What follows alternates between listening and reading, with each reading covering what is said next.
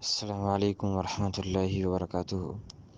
الحمد للہ رب العالمین والعاقبۃ للمتقین، الصلاۃ والسلام علی رسول الکریم، اما بعد۔ جی، ہمارا آج کا جو سبق ہے وہ حدیث نمبر 32 ہے۔ حدیث آپ کے سامنے ہے، حدیث کا ترجمہ بھی سامنے واضح ہے کہ دین میں غلو سے بچیں۔ یہ روایت صحیح ستہ کی ایک کتاب، حدیث کی جو کتاب ہے ابن ماجہ، اس میں ہے، اور حدیث نمبر بھی آپ کے سامنے ہے۔ اب اس حدیث میں بتایا گیا ہے کہ دین میں غلو سے بچیں۔ اس میں دو تین مختصراً کچھ گزارشات کرنا چاہوں گا۔ سب سے پہلی بات اس سے یہ سمجھ آتی ہے کہ دین مکمل ہے، اکمل ہے، یعنی کہ اللہ کے نبی کے اوپر جو دین اطہر نازل ہوا ہے وہ مکمل ہو چکا ہوا ہے، اور اللہ کے نبی کے بعد کوئی نبی نہیں آ سکتا۔ دین شریعت جو ہے وہ کمپلیٹ ہو چکی ہے۔ اس حدیث سے یہ پہلی بات ہمیں سمجھ آتی ہے، اور جو بھی نبوت کا دعویٰ کرے گا وہ ملعون، مرتد اور واجب القتل ٹھہرے گا، جیسا کہ اللہ کے نبی کی وفات کے بعد کچھ لوگوں نے اس نبوت کا دعویٰ کیا تو صحابہ کرام نے ان کے خلاف جنگیں لڑیں۔ تو یہ بات بالکل واضح ہے کہ دین مکمل ہو چکا ہے، اس کے اندر نہ کوئی کمی اور نہ کوئی زیادتی ہو سکتی ہے۔ اور دوسری بات اس سے ہمیں جو سمجھ آتی ہے کہ اللہ کے نبی نے جو ہمیں دین دیا ہے اس کے اندر حلال حرام، جائز ناجائز، مطلب جو حلت حرمت، جائز ناجائز کے جتنے بھی گناہ نیکی کے جو احکامات تھے وہ واضح ہیں۔ اب کسی کو ہم اپنے طور پہ نیکی نہیں بنا سکتے، اور کسی کو اپنے طور پہ گناہ تصور نہیں کر سکتے، اور نہ کسی کو ہم اپنے طور پہ حلال کا فتویٰ دے سکتے ہیں، اور نہ کسی کو ہم اپنے احکامات تخیلات سے کسی کو حرام قرار دیں، اور مطلب کسی کو گناہ کسی کو نیکی۔ تو یہ علماء اور لوگوں کا کام نہیں ہے، بلکہ یہ تمام تعلیمات جو تھیں، یہ اللہ کے نبی بتا گئے تھے۔ الحرام واسع والحلال الحرام بین والحلال بین، کہ اللہ کے نبی نے کہا تھا کہ حلال بھی واضح ہے اور حرام بھی واضح ہے، وما بینہما مشتبہات، اور جو ان دونوں کے درمیان ہے وہ شبہات ہیں۔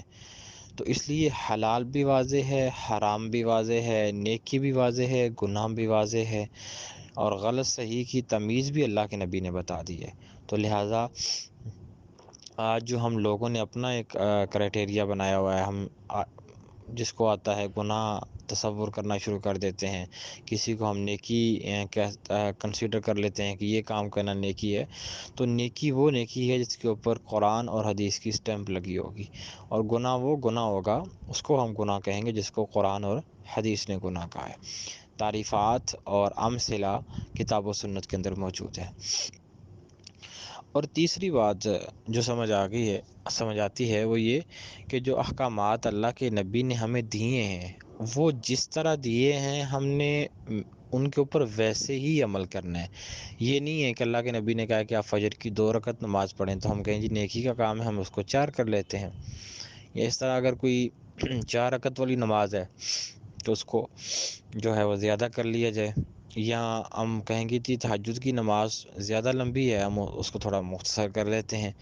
تو احکامات کے اندر جو ہے وہ اضافہ بھی نہیں ہو سکتا، اور احکامات کے اندر کمی بھی نہیں ہو سکتی، اور جو اضافہ ہے اس کو غلو کہتے ہیں۔ اب غلو کا تعلق جو ہے وہ مختلف اعتبار سے ہے، مطلب ہم نماز میں کسی چیز کا اضافہ کر دیں، نماز سے قبل وضو ہے، وضو میں ہم کسی چیز کا اضافہ کر دیں، ہم اذان میں کسی چیز کا اضافہ کر دیں، ہم اللہ کی صفات میں کسی چیز کا اضافہ کر دیں، ہم ولیوں کو نبیوں کے رتبے پہ پہنچا دیں، نبیوں کو اللہ کے رتبے پہ پہنچا دیں، نعوذ باللہ، تو یہ دین کے اندر غلو ہے۔ آج جتنی بھی یہ اللہ کے نبی کی متعلق نعتیہ کلمات، نعتیہ جو کلام پڑھا جاتا ہے اس کے اندر غلو ہے۔ اللہ کے نبی کو اللہ کی ذات، اللہ کی صفات میں ملا دی جاتا ہے، نعوذ باللہ من ذالک، یہ غلو ہے دین میں، اللہ کے نبی نے منع کر دیا ہے۔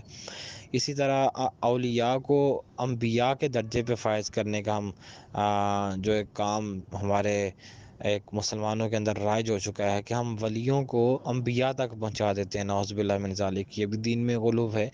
ہر بندے کا، ہر صفت رکھنے والے کا ایک اپنا مقام ہے، انبیاء کا اپنا مقام ہے، اولیاء کا اپنا مقام ہے، صحابہ کا اپنا مقام ہے، تابعین کا اپنا مقام ہے، ازواج مطہرات کی اپنی شان ہے۔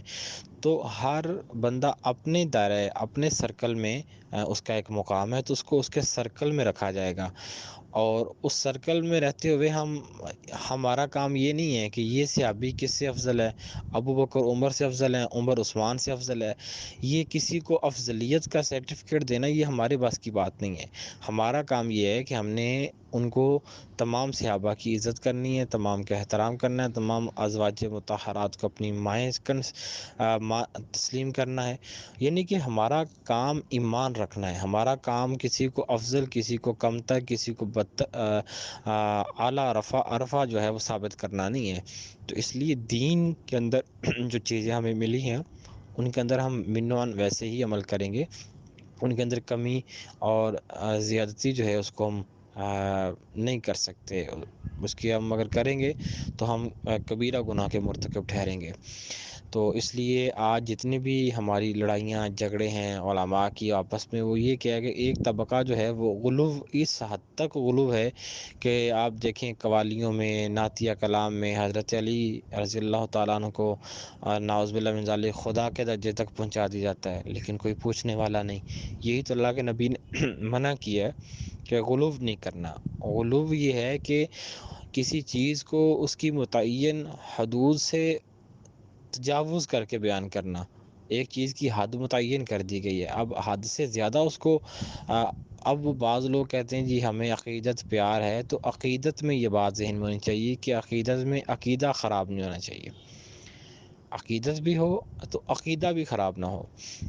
تو اس لیے ہمیں انبیاء، تابعین، اسلاف، تو ان سب کا احترام کرنا ہے جس طرح ہمیں کتاب و سنت ان کا احترام بتایا ہے۔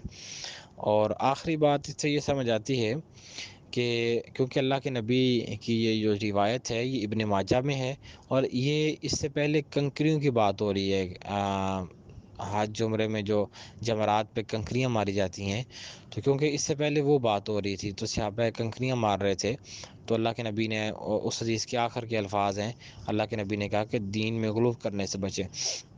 تو اس سے یہ بات سمجھ آتی ہے کہ بعض اوقات کسی چیز، سنت چیز کو ترک کرنے سے کسی کو برا بھلا نہیں کہنا چاہیے۔ مثلاً اگر کوئی بندہ کچھ سنتیں ادا نہیں کرتا تو ہم اس کو برا بھلا کہنا شروع کر دیں کہ وہ فرض پڑھنے سے بھی جاتا رہے۔ آج ہمارے معاشرے میں کیا ہوتا ہے کہ ہم جو لوگ فرض نہیں پڑھتے ہم ان کو تو کہتے ہی کچھ نہیں ہے، اور جو بیچارہ فرض پڑھتا ہے سنتوں میں کہیں سستی کرتا ہے تو ہم اس کی تو جان کے پیچھے پڑ جاتے ہیں، بھائی تو نے سنتیں چھوڑی ہیں تو چھوڑی کیوں ہیں؟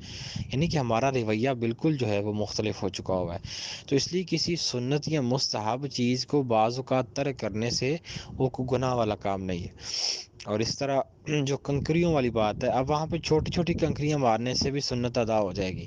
اب وہاں یہ کہنا ہے کہ جب تک میں کوئی بڑا پتھر پکڑ کے نہیں ماروں گا تو تب تک ایسا نہیں ہوگا، سنت ادا نہیں ہوگی، تو یہ غلو ہو جائے گا۔ غلو ہو رہا مطلب، غلو کا مطلب یہ ہے کہ چیز کی حد متعین کر دی گئی ہے کہ آپ نے جمرات جو ہے ان کو کنکریاں مارنی۔ اب کنکریاں چھوٹی چھوٹی بھی ہو سکتی ہیں، اب ضروری نہیں کہ آپ کوئی بھاری من جو ہے وزن پتھر پکڑیں اور وہ خود بھی اٹھانا مشکل ہو اور وہ آپ مارنا شروع کر دیں، تو یہ دین میں غلو ہوگا۔ تو اس لیے باقی احکامات بھی ان کے اوپر عمل ہوگا جس طرح ہمیں کتاب و سنت نے بتایا۔ تو اللہ ہمیں صحیح معنوں میں کتاب و سنت سمجھ کر عمل پر ہونے کی توفیق عطا فرمائے۔